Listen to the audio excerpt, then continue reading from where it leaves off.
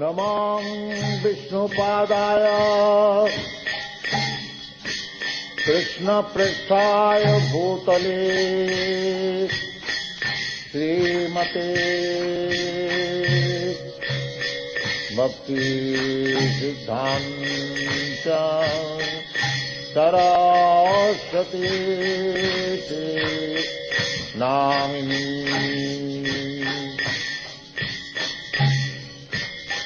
श्रीवार्षभानवी देवी दयिताय कृपाभये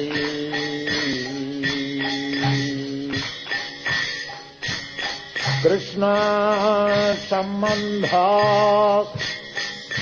विज्ञान दायिने प्रभवे नमः। माधुर्योज्ज्वल प्रेमाढ्या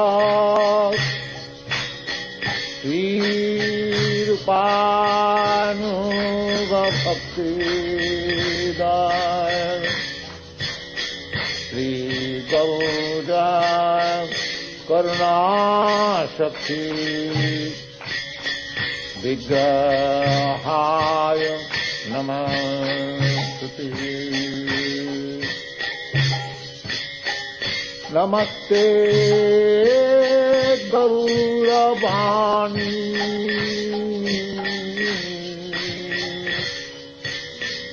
श्रीमते दीनतारिणी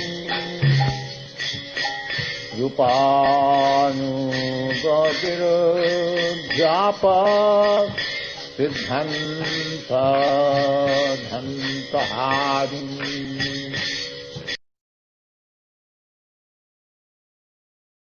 আমাদের আদর্শ গৃহস্থ ভক্ত চৈতন্য মহাপ্রভু তিনি একথা বলেননি যে কেবল সন্ন্যাসী ব্রহ্মচারী এরাই ভগবানকে পাবে আর গৃহস্থরা পচা তারা ভগবানকে পাবে না, এরকম কথা চৈতন্য মহাপ্রভু বলেন। মহাপ্রভু বলেছেন যে কিবা বিপ্র কিবা শূদ্র ন্যাসী কানে নয়, যেই কৃষ্ণ তত্ত্ববেত্তা সেই গুরু হয়।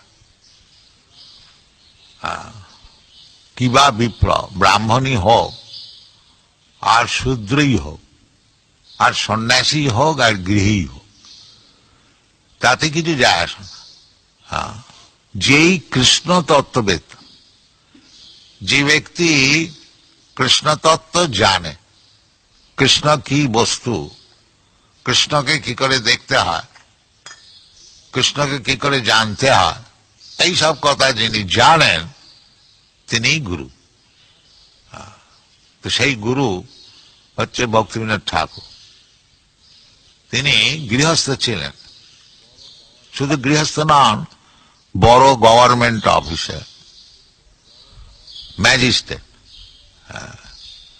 ম্যাজিস্ট্রেট ছিলেন, তাকে দিনের বেলা কোর্টে যে বিচার করতে হতো, এবং গৃহস্থ ছিলেন আরো সব ছেলেপুলে মানুষ করা, ছেলেদেরকে এডুকেশন দেওয়া, মেয়েদের বিয়ে দেওয়া, তাদের জন্য টাকা রোজগার করা, এইসব তো থাকবেই গৃহস্থের। এইসব থাকা সত্ত্বেও তিনি হচ্ছেন আমাদের আচার্য গুরু।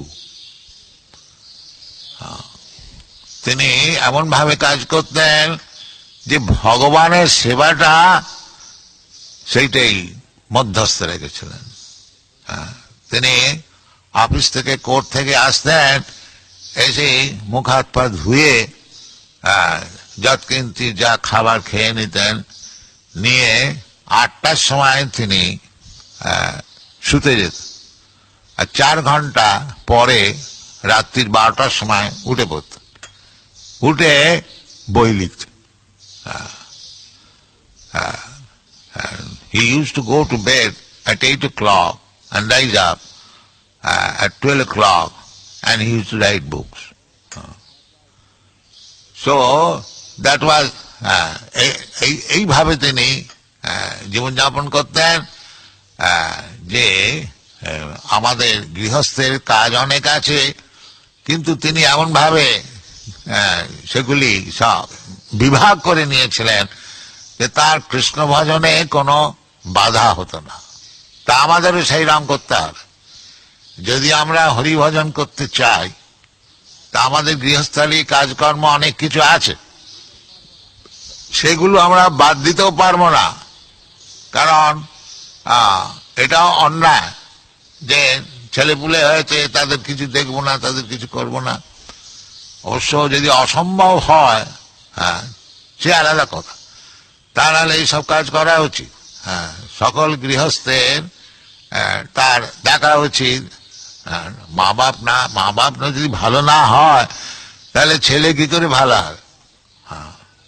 যে ভক্তিবিনোদ ঠাকুর এইরকম গৃহস্থ ছিলেন বলে তিনি এই ভক্তি সিদ্ধান্ত সরস্বতীর মতন ছেলেকে জন্ম দিয়েছেন।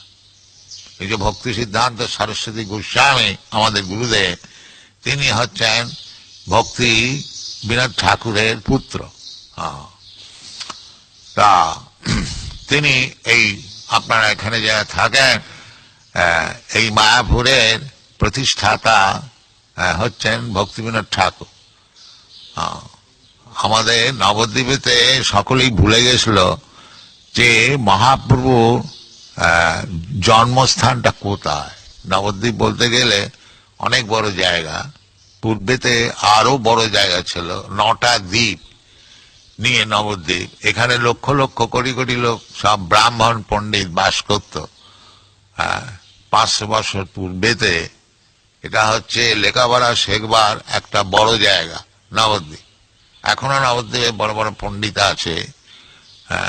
বাংলাদেশে নবদ্বীপ, উত্তরপ্রদেশে বারাণসী, এইরকম দ্বারভাঙ্গা, এরকম সব জায়গা সব ছিল, যেখানে যেমন এখন সব ক্যালকাটা ইউনিভার্সিটি, অমুক ইউনিভার্সিটি সব হয়েছে, পূর্বকালেতে এই সব কতগুলি জায়গা লেখাপড়া শেখবার ছিল। এখানে নবদ্বীপের চৈতন্য মহাপ্রভু জন্মগ্রহণ করেছিলেন, আপনারা সকলে জানেন। তার পিতা সিলেট থেকে এসেছিলেন, গঙ্গার ধারেতে বাস করতেন। নীলাম্বর চক্রবর্তী ঠাকুর, তার কন্যা শচী দেবী, তার সঙ্গে বিবাহ হয়েছিল, এ সমস্ত আছে। তো ভক্তিবিনোদ ঠাকুর তিনি খুব ব্যস্ত যে বাস্তবিক মহাপ্রভুর জন্মস্থানটা কোথায়। লোকে প্রবাদ যে মহাপ্রভুর জন্মস্থান লোপ হয়ে গেছে, কিন্তু তিনি মনে করতেন যে লোপ কি করে হবে, নিশ্চয়। এই জগন্নাথ দাস বাবাজি তিনি এই মায়াপুরে যেখানে যোগপীঠ আছে, এখানে তুলসী বন ছিল, তিনি ওখানেতে ভজন করতেন। তিনি ভক্তিবিনোদ ঠাকুরকে বলেন যে এইটি হচ্ছে মহাপ্রভুর জন্ম। তো মহাজন জিনগত পন্থা, জগন্নাথ দাস বাবাজি মহারাজ, তার অনেক বয়স হয়েছিল, কেবল হরিনাম করতেন। তিনি বৃন্দাবনে ছিলেন, তারপরে এখানে এসে বাস করতেন। তার কথানুসার ভক্তিবিনোদ ঠাকুর এই জায়গাকে উন্নতি করবার জন্য আপ্রাণ চেষ্টা করেছিলেন। তিনি যতটা সম্ভব তার অর্থভিত্তির দ্বারাতে এখানে জায়গা সংগ্রহ করেছিলেন। তারপরেতে একটা ধাম প্রচারিণী সভা তৈরি করেছিলেন, যে সকলে এ বিষয়েতে একটুখানি ইন্টারেস্ট নেন, নিয়ে ভালো করে হয়।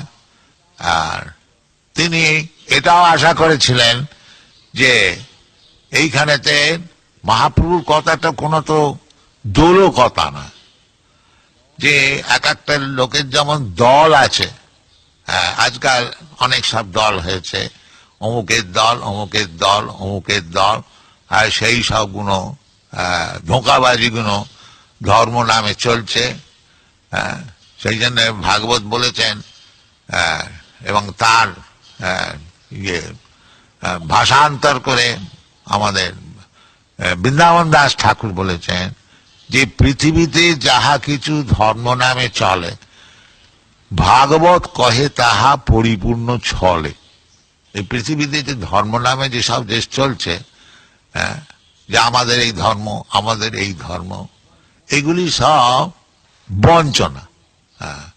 ধর্ম কখনো আলাদা হতে পারে।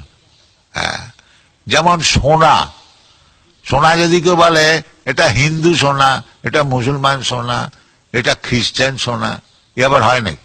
সোনা সোনা, সোনা আবার হিন্দু আর মুসলমান খ্রিস্টান হয় নাকি?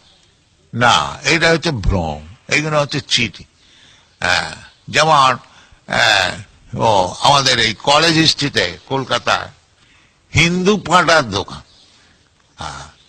পাঁটা খাবে, মাংস খাবে, সে আবার হিন্দু আর মুসলমান আর কি, কিন্তু তিনি হচ্ছেন শুদ্ধ হিন্দু পাঁটা খান। এইসব চলছে। তো এইগুলি সব ছেড়ে দিতে হবে। বাস্তবিক ধর্ম হচ্ছে ভগবানের চরণে শরণাগতি, দ্যাট ইজ ধর্ম। কৃষ্ণ ভগবত গীতাতে বলছেন যে ধর্ম সংস্থাপনার্থায় সম্ভবামি যুগে যুগে, আমি ধর্ম সংস্থাপন করবার জন্য যুগে যুগে আসি। সেটা কি? সে ধর্মটা, সেটা হিন্দু ধর্ম, মুসলমান ধর্ম, খ্রিস্টান ধর্ম নয়। সেটা হচ্ছে আসল ধর্ম। সেটা কি? সর্বধর্মান পরিত্যাজ্য মামেকং শরণম, এটা হচ্ছে ধর্ম। যে ভগবানের চরণেতে শরণাগত হয়েছে সে হচ্ছে ধার্মিক, আর সব অধার্মিক, সব বোকা বদমাইশ। এইটা বুঝে নেবে। আমাদের হচ্ছে এইটি হচ্ছে টেস্ট। যেমন সোনাটা কি জানতে হলে যারা সোনা চেনে ওই পাথরে ঘষে বুঝে নেয় এটা কি দামের সোনা। তেমনি আমাদের কাছে একটা কোষ্ঠী পাথর আছে, সেই কোষ্ঠী পাথরে আমরা দেখিনি যে কে কত ধার্মিক। সেটা কি? সেটা মানে আমাদের কোন একটা আবিষ্কৃত বস্তু নয়, সেটা শাস্ত্রেতে বলছে। কৃষ্ণ যেমন বলছে, নমান দুষ্কৃত নাম মূঢ়া প্রপদ্যন্তে নরাধমা মায়া অপরিত জ্ঞানা আসুরি ভাব মাসিকা। এই কোষ্ঠীপাত যাই দেখব যে কৃষ্ণতে প্রপত্তি নাই, কৃষ্ণকে বোঝে না, কৃষ্ণকে জানে না, অথচ ধার্মিক, আমরা সেটা গ্রহণ করব না। আমরা গ্রহণ করব কি? এটা মহাপাপী, দুষ্কৃতি ন। দুষ্কৃতি ন মানে মহাপাপ, কেবল পাপ কার্য করে। সে এই ক্লাস লোক যারা কেবল পাপ কাজ করছে, যারা বোকা মূঢ়া, নমাং দুষ্কৃতি ন মূঢ়া নরাধমা, মনুষ্য সমাজের মধ্যে অত্যন্ত হেয় নরাধম, আর মায়া অবৃত। মানে এই লোকটা এত বিদ্যান ইউনিভার্সিটিতে এত সব পাস টাস করেছে, আর আপনারা একে বলছেন যে মহাপাপী, বোকা, নরাধম। আমরা বলছি না, বলছি